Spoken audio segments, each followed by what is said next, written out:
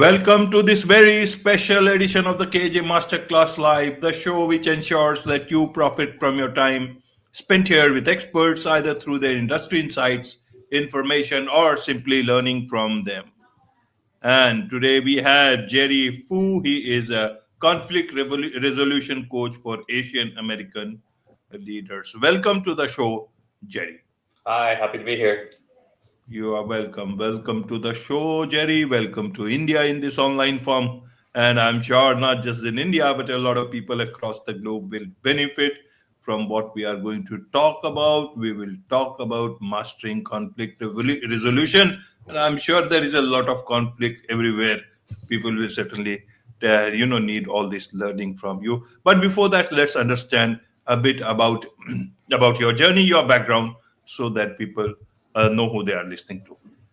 Absolutely, yeah. So a couple bits and pieces about my background as to where I am, and what led me to get inspired to start my own leadership coaching company includes personal conflict and professional conflict. And so the first, in category of personal conflict, some of the instances that really shaped my struggle, but ultimately, competence with conflict resolution were included evicting a roommate at one point a couple of years ago, right? He just wouldn't leave. And so I had to have several difficult conversations with him before he finally agreed to leave without me calling the cops. Another one was when I had to confront a guy who was apparently sexually harassing women in, my church class that I was the director of. I found this out 2 days on the job. And so, moments like this, really, you realize that you can't afford to avoid this just to stay safe or just because you're afraid of upsetting people. You understand that there's a greater cost to not addressing the conflict. Same thing happens in the professional sense, where I've both been fired, from jobs and, having that confrontation, but also having to fire people that are clearly not performing. And so in these years of struggle, I realized, after I struggled with enough, I realized I had a heart to help turn around and help people that had similar backgrounds to mine of people pleasing and struggling to, navigate, difficult conversations in the moment. Sometimes their minds would go blank, right? And we say, okay, well, let's coach them so that they feel more prepared and can think on their feet a little better. So those are some of the instances that shaped me in my dealings with conflict resolution. Absolutely. So things will happen. We are this is human life. In human life, we are a social animal. Sometimes some animals will not behave the way they should, like another social animal, and that is where difficulties will come across. But when do these become conflict, Jerry? Because day-to-day issues are the conflicts or conflicts. How would you like to explain or help us understand what conflict is all about? And that is where we will actually have to worry in a much more different sense than day-to-day issues that keep on happening. Absolutely. Yeah. I think one simple working definition of conflict is you could say mismanaged expectations. Because a lot of times the conflicts, like we said, are sometimes they're just disagreements. Like you said, that sometimes the stakes of the conflict don't really feel that difficult, right? Like if you and I say, let's go to dinner, hey, I'm thinking I want to get Chinese food, and you say, no, Jerry, I'm in the mood for Mediterranean. It's like, is that really technically it is a conflict, right? It's a disagreement of preferences. But that's one of the gauges that we like to use, right? Is this a preference or is this a principle? And as long as people agree that this is a preference and not a principle, that conflict can be resolved fairly quickly, right? A lot of it is negotiation, a lot of things like this. Generally, the higher the stakes is when things start to get uncomfortable, right? Where it's when you're asking about, say, business development, to say, well, what revenue stream or what potential business opportunity should we pursue next, right? Or other times, business is ramping up, and we see this in my day job as a pharmacist, where they say, hey, marketing says, hey, we're ready to bring on these, scale up our business and our client list and client base, but then operations is saying, hey, we don't have the bandwidth to do all this yet, and if we try to make promises that we can't keep, we're going to lose this business anyway. And so so one is preference versus principle, and the other is, well, is this, what are the stakes involved? Is this a productive or an unproductive conflict, right? Because in business, as we may have seen, right, this is a productive conflict because we have to have this conversation over what's the next vision for the company. Otherwise, the company will die if people can't do that. But then there's unhealthy conflict where, people aren't showing up on time or people are showing disrespect. And, we had this conversation recently where we told the team, they said, look, you need to do your job so that the owners can do theirs. Because if the owners are doing too much to clean up internal drama and not doing the business development to keep the company relevant and viable and profitable, then everyone's going to lose. And so, so those are two things, right? Productive conflict versus unproductive, and then, principle versus preference. So there's a scale of stakes, and then there's also a scale of, category when it comes to looking at, what is this conflict involve?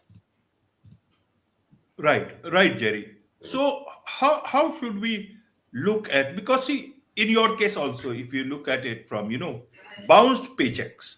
Mm-hmm. Now, is that a conflict? Would you come to, fisticuffs or you have to find another way? Then, firing people. Mm-hmm. You have been fired, you have fired people. Mm-hmm. Evict a roommate. So where was the conflict resolution? When do you think that, a conflict has to be resolved? When do you think, steps like fights Mm-hmm. or beyond that, evicting and all these things are the resolution in themselves? How should one look at things? Okay, this can be resolved, this cannot be resolved, stronger measures need to be taken. How should one look at it? Because sometimes we think, if we talk soft about resolution, people will consider it as your weakness. They will try to exploit the situation, exploit you, and by the time you actually come to your senses, you will find that they have portrayed themselves as victims, and you are, even in companies, it happens like that. If Yes. your rights are being, trampled on by the management, and you take time, by that time they will create so many things. Okay, this was a disgruntled employee. This employee did not perform. They can even change a lot of these log sheets and everything. Help us understand about this whole idea, because we are human beings, and human beings have got mind as well as heart. Many a times the Yeah. mind works very notoriously. Absolutely. Yeah. A couple simple steps that you can play around with when it comes to navigating these things is, well, what is the preferred solution, right? Is it like, there's a great book called Necessary Endings by Henry Cloud. And so he talks about three, different types of people and three different types of solutions. So let's go over the people first. Right. So the three general categories of people are wise people, foolish people, and evil people. And wise people, right? It's easy to address them. You give them the feedback they need to adjust their approach, whether it is, hey, you're doing great, and this is how you build on it, or hey, here's some things that are lacking. Here's how to make sure that this. And it's very easy for them. They're very coachable. They don't fight back. They just kind of say process and say, hey, you know what? Okay, how do I need to change? I make the change. And so, as we all know, actions speak louder than words. You can apologize once and then it goes stale, right? But if actions like repentance say, hey, okay, well, my boss has said to me about this, let me change this. And then, the relationship can be restored. The second is foolish people, which mean well, but sometimes the execution is a little lacking. And so maybe they need a little more accountability, not to the point of micromanaging.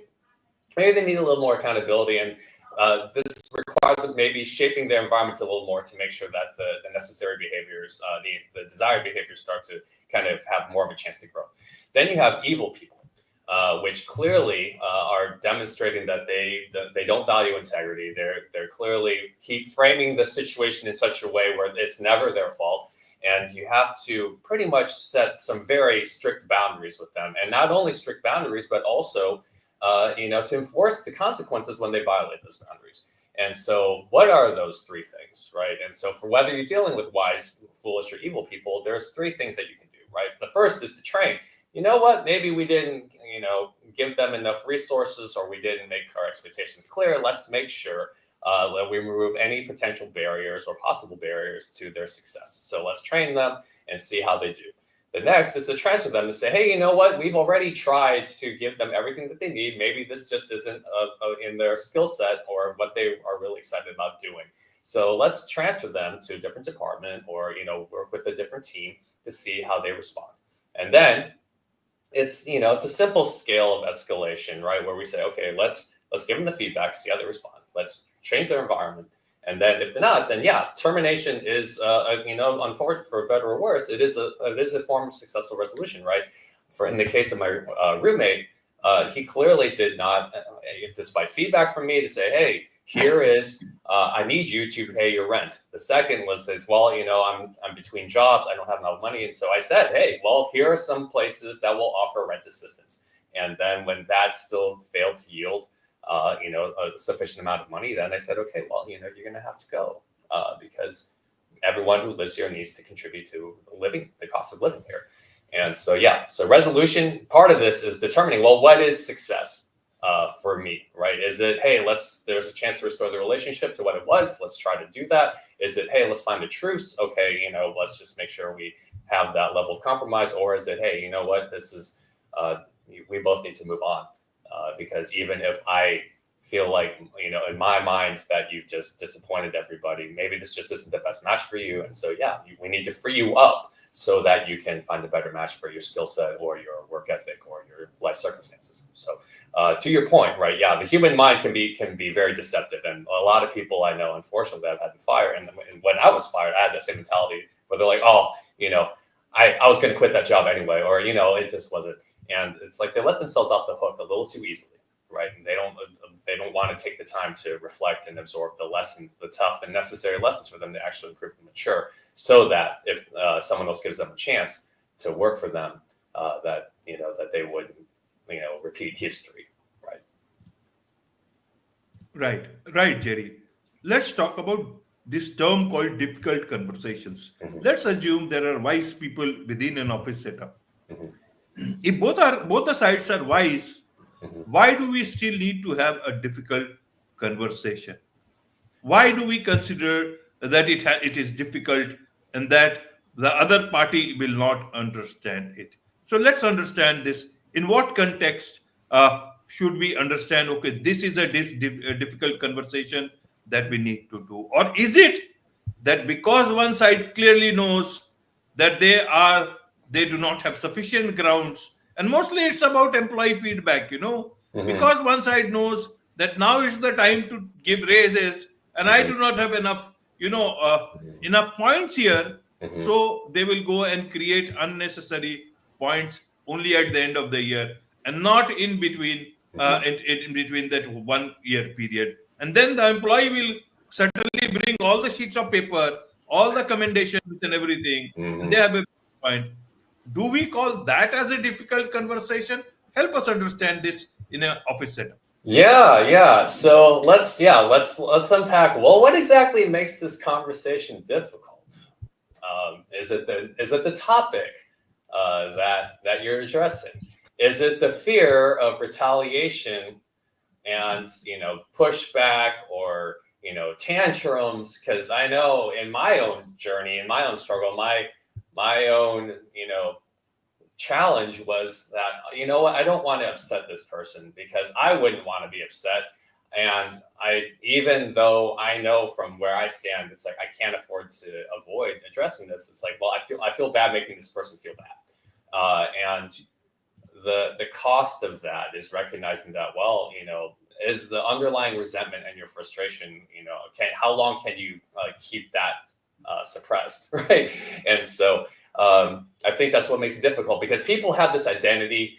They say, I'm a likable person. I'm a good person. I don't want to be the type of person that upsets people. But hanging onto that identity is more costly than they want to realize, because that's what I went through in order to get to this point, right? So part of this is, well, I know I'm afraid to address this sensitive area or something I consider sensitive, and part of it is I don't want things to be awkward afterward. After I try to address this topic. And I think those are the things that tend to come up when it comes to say, well, I'd rather just not have this conversation if I can afford not to.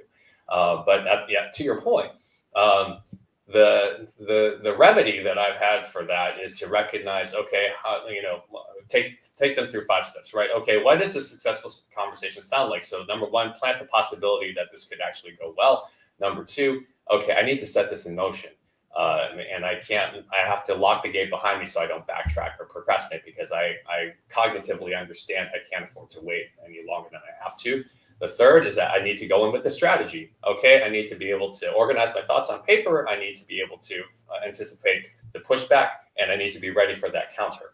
The fourth is to, even if you have time to rehearse, just say things out loud, right? How does that sound? Let me record myself. How does that, do I like my tone? Am I civil? Am I composed? And then number 5, hey, I have to follow through. And so, like, to your point, the sooner we're able to think in the moment, and that way we're not caught off guard by things that they might say, or to your, like you said, if the employee pads their stats, right? I need to be ready for an example. I need to be ready for a response like that. When some people may say something like, Jerry, I thought you were my friend. And I have to say something like, don't drag our friendship into this, right? Or you could say something like, well, what do you think's left of that friendship after an incident like this, where you've demonstrated that you're not pulling your weight? Like, I've lost my trust in you, right? So things like that. I think that's a start anyway. Right, Jerry. Now, in terms of, you advise a lot of Asian Americans, both are two sides, totally different, cultural aspect. Yes. What are the challenges that you see them facing, Asian leaders as well as American leaders? And how do you manage? Means there is perhaps a lot of context switching for you. How do you manage both things together? Yeah, thanks. Yeah, I think one way we like to frame our help, in the coaching space, is that ultimately we're helping with cultural transitions. And it's not that you're putting on masks to put on certain appearances within certain settings, because that's a survival mechanism. What we want clients like mine to be able to understand and navigate is to say, well, how do I need to adjust myself in this situation? Not because I'm being any less authentic, but I know what kind of questions to ask, when to speak up, how to frame my questions, how to demonstrate that I am fully present for the situation. And so on one hand, you have Asian leaders. I'll give an example. So at one point, I coached an engineer who was from China, and he was very frustrated at the culture that he had to navigate, because he came from a command and control culture that was very much merit based. And then when you come into an American company, which is more relationship based and influence based, and he was frustrated that people didn't respect him, despite his work ethic, despite what he felt was a legit track record. And I asked him, well, are you even genuinely interested in the people that you're working alongside? He goes, no, I just don't. I don't think very highly of them. And I said, well, how do you expect them to take you seriously if you don't demonstrate any level of interest or curiosity or care about them? And so that was the start of an interesting transition for him. And the same thing goes for on the American side, where they say, hey, we're frustrated that every time we ask our Asian team or our Asian employees if everything's okay, they just say yes. And then we find out about problems later that they were hiding from us, because they were so ingrained to avoid the initial conflict that they don't see the consequences of those actions until after the client is lost, right? Or the money is needed to repair something needs to be spent. And so instead of catching and arresting that initial disagreement or discussion early on, when things are still able to be fixed or saved, they'd rather save face in that moment, because again, the cultural standards need to be adjusted. So whether it is Asians saying, hey, how do I navigate this American company, or Americans saying, hey, I have Asian employees, I'm not getting through to them, those are typically the two main challenges from either side. Right. So leaders, either they are Asians or Americans, and because there is so much of remote work nowadays, a lot of people from different parts of the world are part of your team. One needs to understand the cultural aspects of the person who is on the other side. And even from the employee point of view, I guess they will need to understand who they are dealing with and the cultural nuances that those people might be following, which is totally different than ours. Is that are there any tips for such situations for leaders as well as for employees who are working remotely? Of course, yeah. One of my favorite resources to share with people is a book called Humble Inquiry by Edgar Schein. And this is the idea of, hey, I only know so much, and I can't really be effective until I learn what the other person knows. And to be able to approach in humility and say, hey, I'd love to be able to get to know you better. Let's build a solid relationship. Tell me about your culture. Tell me what you like. Tell me what you don't like. And from when you start on that foot of, hey, I need to be a learner first, and actually not just listen to pretend to be interested, but have a real desire, an active desire to make this relationship work, because there's time zones, right? There's all sorts of opportunities for miscommunication, or hitting cultural tripwires that you don't know about, and to say, hey, there's times I'm not going to get this right, and please tell us how, please tell me how to restore the relationship if I accidentally do something to offend you, and inadvertently. And so I think, yeah, because the bigger challenge, to your point, with remote work, it's easy for people to create distance if they are, if they sense that people are upset with them. They just, they ignore their phone, they turn off their computer, and even if that ultimately causes them to lose the job, like, they just don't rather deal with that in the moment. And then again, the consequences are usually too late to fix by the time they realize, what, I need to be more willing to receive, difficult feedback if I need to improve. Right, Jerry. One last question is, Yeah. when you go for a conflict resolution, what should be your expectations? Should you look at resolution, or should you look at turning that thing into conflict into an opportunity?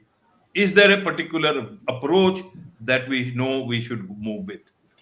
Yeah, great question. Because my mistake that I've done previously is trying to strong arm the other person into the solution I believe is necessary, and that doesn't work. Even if you feel like you're justified when you do. For example, at one point, I know I had to report a medication error done by a pharmacist that was under my supervision, and when I had this discussion with her, she made the point about the fact that she wasn't the one that made the original error. It was her failure to catch it. But for some reason, I kept telling her, well, I need you to own up to your part in the situation. I need you to, admit what you can do better, even if I need to address other things. And she obviously didn't like that. But if I framed it as what I suggest instead is, like, do we agree on the problem that needs to be solved, right? And we kind of remove the person from it and remind them, hey, this is not a personal attack on your competence. This is not a personal attack on your character.